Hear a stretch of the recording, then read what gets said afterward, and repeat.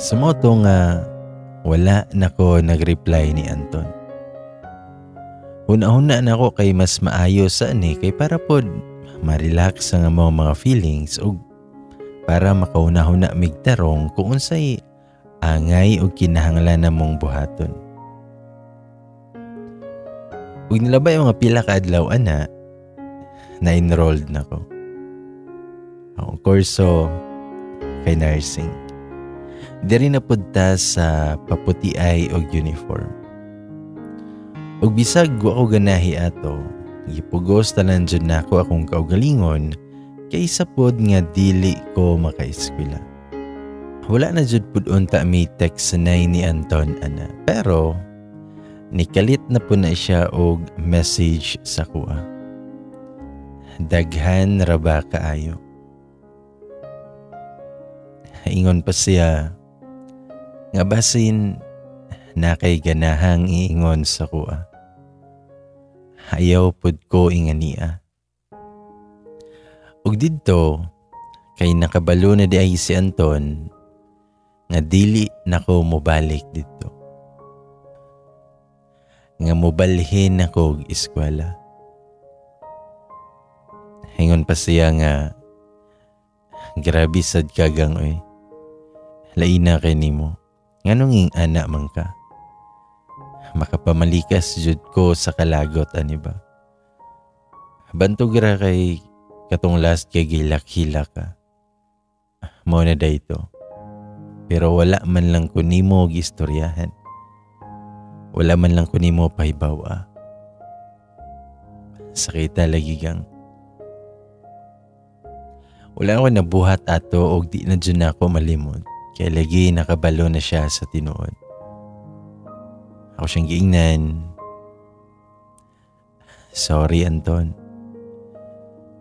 Dili na ko kaya nga i-istorya nimo sa personal.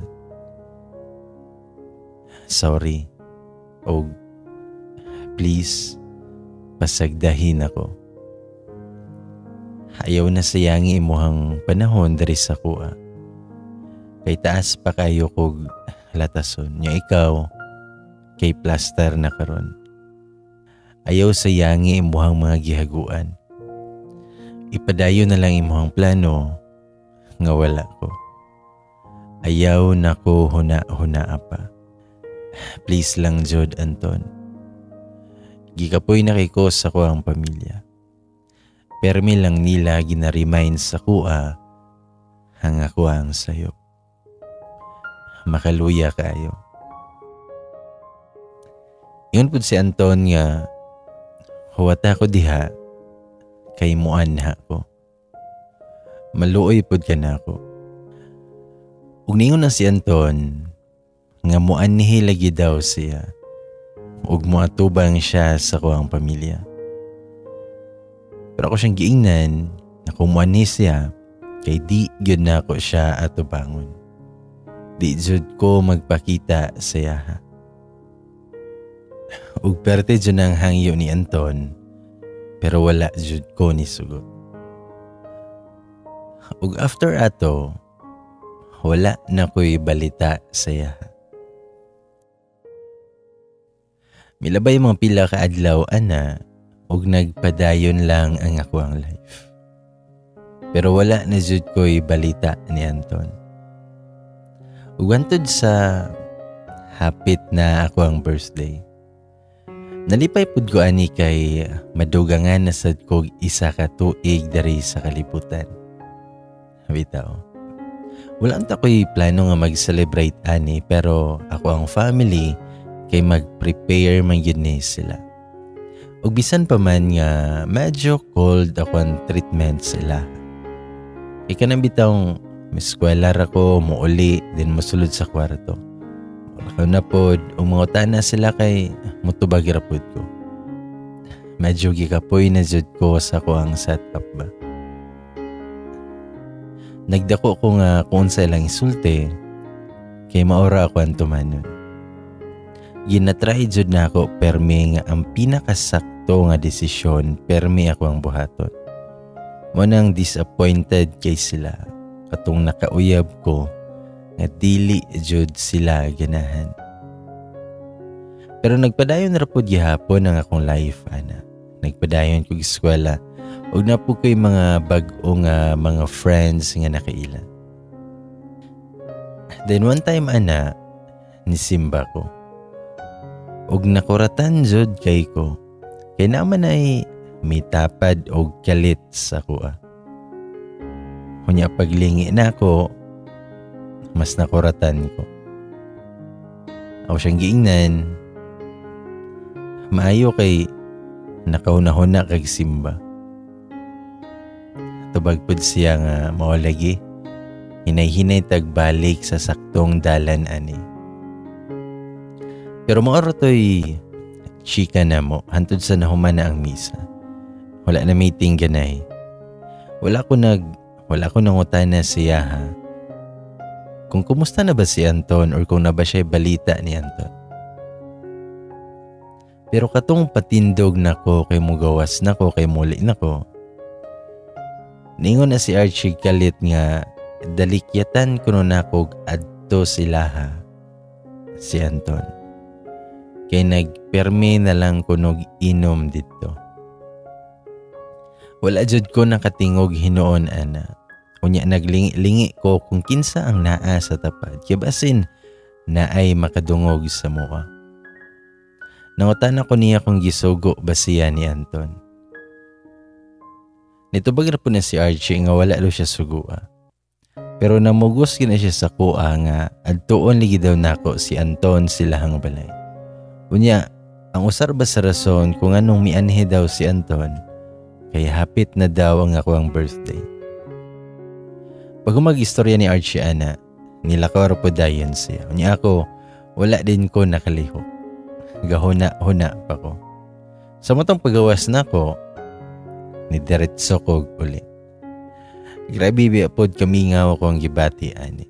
Pero dili na lang yun ko gusto nga buing-buing og lakaw kay lisod kining ikyas-ikyas ba. Dito na lang ko sa kong kwarto gahida-hida while nagtanaw og nagtotok ko sa cellphone. Pero wala man pod ga text si Anton. Wala ra ba dyan ako gibulag ang cellphone sa kwarto. Nya kay wala man nag-text, siguro okay ra.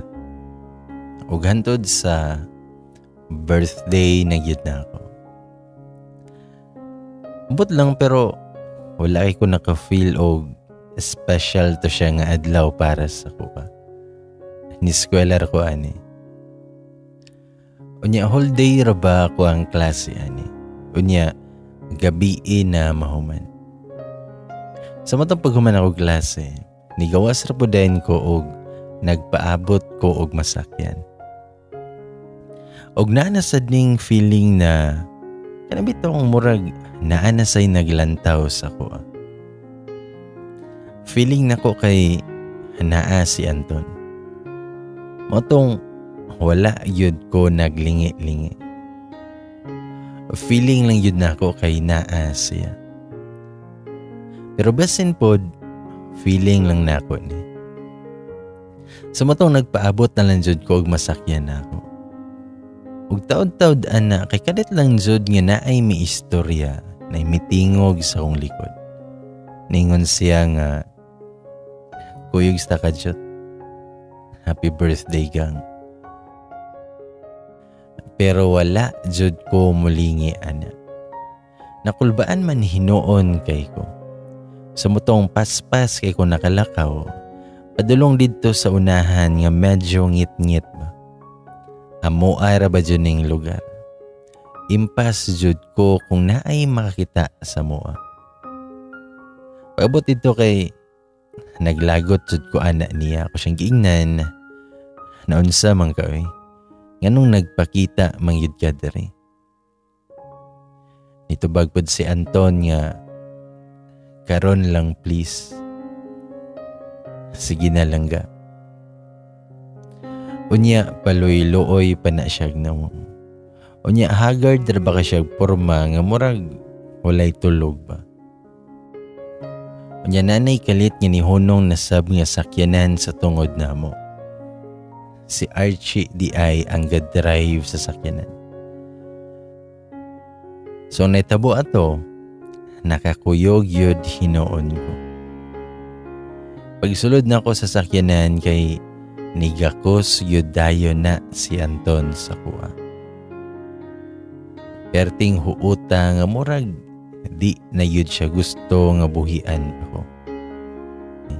Og nidiretso din mi sa balay ni Archie. Nakulbaan pa kay ko kay naaman na ang mama ni Archie. Og nigreet pa nag happy birthday sa kuha. Og dili ko no ko angay mabalaka kay sekreto ra kuno ang tanang mahitabo karon.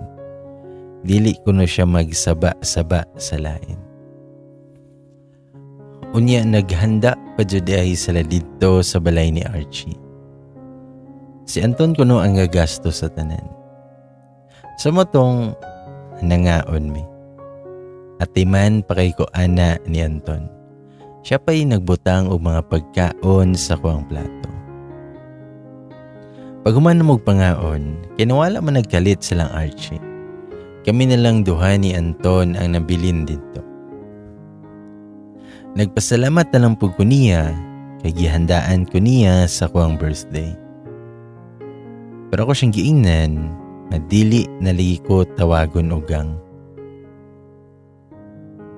Nitubag pud si Anton. Unsa day ako itawag si mo ha? Babe? Huwag ni katawa na siya. Ug pagkadong na ko siyang katawa kay nalipay ko. Gimingaw jud pud ko ani ba? Dayon, nikalit man nag pangayog sorry si Anton sa kuha. Nangutana pud ko niya kung anong nag-sorry siya. Ingon si Anton nga, babe, sorry kayo. Sorry yun kayo sa tanan. Nangay siya sorry sa kuha kay tungod daw niya, dili na matuman ng ako ang pangandoy nga mahimo ko nga flight attendant. Wala siya nag-expect daw nga mabot sa ing ato ang desisyon sa kuang pamilya. Sa motong perti niyang pangayog sorry sa kuha. Og feeling daw niya kay ako ra kunoy nagsalo sa tanan. Pero ako siyang giingnan nga dili na lang to istoryahan kay nahuman naman. Og kaya raman pud na ako. Og nigakos na sabsiyag ayo sa kuha. Napamimang istoryahan ana pero nagakos ra yun na perme si Anton sa kuha. Dan tod ana nananghid ako siya nga muli nako. O ako siyang giingnan. Basta katong gitext na ako ni mo ha. Mao na to. Og nitindog dayon ko ana. O gusto na po ni Anton nga ihatod ako niya kay moatubang ligi daw siya sa kuang pamilya. Pero wala jud ko misugot ana. Og before ko nigawas ana sa balay, kay napa na siya'y gisulod sa kuang bag. Nakapangutan na jud kog unsa to iyang gisulod sa kuang bag. Pero ingon siya nga gift daw to niya sa kuha. Ug unya na lang daw nako lantawon inig abot sa balay. Sa matang pag-abot nako sa balay, nangutana din na si mama kung anong dugay ko nakauli. Niingon rapod ko nga nangaon may barbecue sa kuang mga classmate. Ug nakapamot-bot na sad kog ahat ani. Ug nisulodin ko sa kwarto ani.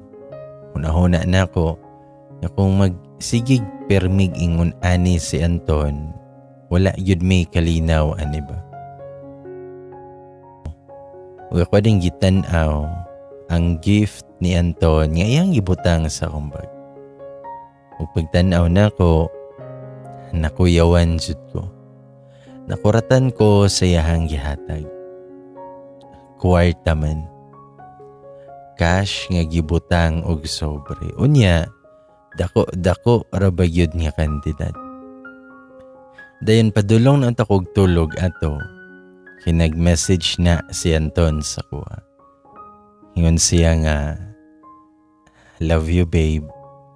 Happy birthday. Nitubag po niya nga good night. Thank you sa pa-birthday Anton. Unsam ning gihatag nimo oy? Di ko kadawat ani. Nganong kaniman ang imong gihatag sa kuha? Ningon na po na si Anton nga para daw kuno na ako'y magamit o kung na ako'y kinahanglang paliton.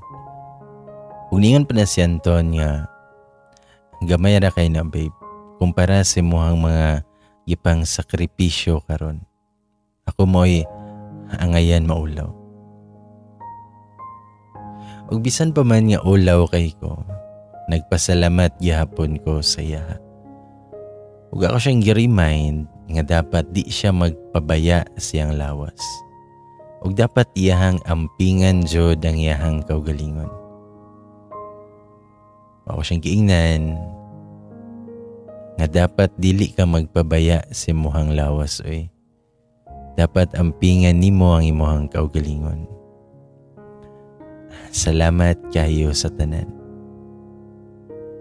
Pero unsaon man nga diri ra gyud ta kutob. Diri na lang tataman. May-reply po na siya nga dili ko musugot. Timan ina nga dili yud ko musugot. Unya nakakapslak na tanan. Pero wala na ko ma-reply ana. Nanawag siya pero wala na nako tubaga. Og mo na to ang last time nga nagkakita og nagkaistoryahan na ni Anton. Milabay mga pila ka adlaw na wala na ko'y balita niya.